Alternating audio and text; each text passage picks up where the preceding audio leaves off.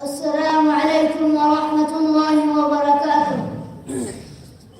الحمد لله كفى وسلام على عباد الذين اصطفى. أما بعد،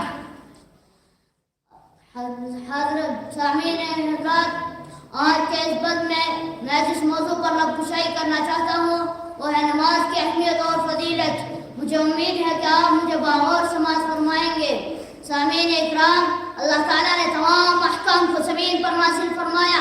دعوت التوحید کا حکم زمین پر نازل ہوا، زکوٰۃ کا حکم زمین پر نازل ہوا، روزے کا حکم زمین پر نازل ہوا، حج کا حکم زمین پر نازل ہوا، جہاد کا حکم فرض ہی پر نازل ہوا. لیکن جب نماز کی باری آئی تو رب العالمین نے اس کا حکم فرض پر نہیں اتارا، بلکہ میرے آقا کریم کو عرش پر دعوت دی، وہاں بلایا اور نماز کا تحفہ عطا فرمایا. 5 وقت کی نماز مسلمانوں پر فرض کر دی گئی. ان الصلاۃ کانت علی المؤمنین کتابا موقوتا. بے شک نماز فرض ہے مقررہ وقت میں مومنوں پر.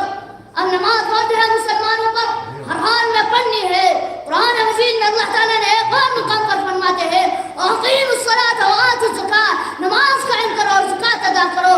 یہاں نماز پڑھنے کا حکم نہیں بلکہ نماز قائم کرنے کا حکم دیتے ہیں. نبی اکرم صلی اللہ علیہ وسلم نے فرمایا بنی الاسلام علی 5 شہادت لا الہ الا اللہ وان محمد رسول اللہ واقام الصلاۃ وایتاء الزکاۃ وحج بیت اللہ وصوم رمضان. اسلام کی بنیاد 5 چیزوں پر قائم ہے. نمبر 1، یہ گواہی دینا اللہ تعالیٰ کے سوا کوئی معبود نہیں اور محمد رسول اللہ صلی اللہ علیہ وسلم اس کے بندے اور رسول ہیں. نمبر 2، نماز قائم کرنا. نمبر 3، زکوٰۃ ادا کرنا. نمبر 4، بیت اللہ کا حج کرنا. نمبر 5، رمضان المبارک کے روزے رکھنا.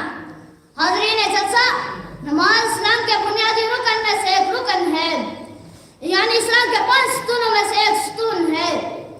اگر اس کے بعد ہم نماز کو ترک کر دیں گے تو ہم اسلام کو نقصان پہنچائیں گے. یعنی اسلام کی کسی عمارت کے 5 ستون ہو، ان میں سے ایک ستون کو گرا دیا جائے، کیا وہ عمارت صحیح سالم رہے گی؟ نہیں. یہی مثال ہے اس اسلامی عمارت کی مثال ہے. امت مسلمہ کا بچوں نوجوانوں، نماز ہی وہ چیز ہے جو مومن اور کافر کے درمیان فرق کرتی ہے. نماز ہی وہ چیز ہے جس کے ذریعے انسان کو جنت مل سکتی ہے. نماز ہی وہ چیز ہے جس کے ذریعے ہم اللہ تعالیٰ سے مدد طلب کر سکتے ہیں. قرآن مجید میں اللہ تعالیٰ نے فرمایا وَاسْتَعِينُوا بِالصَّبْرِ وَالصَّلَاةِ کہ تم نماز اور صبر کے ذریعے مجھ سے مدد طلب کرو.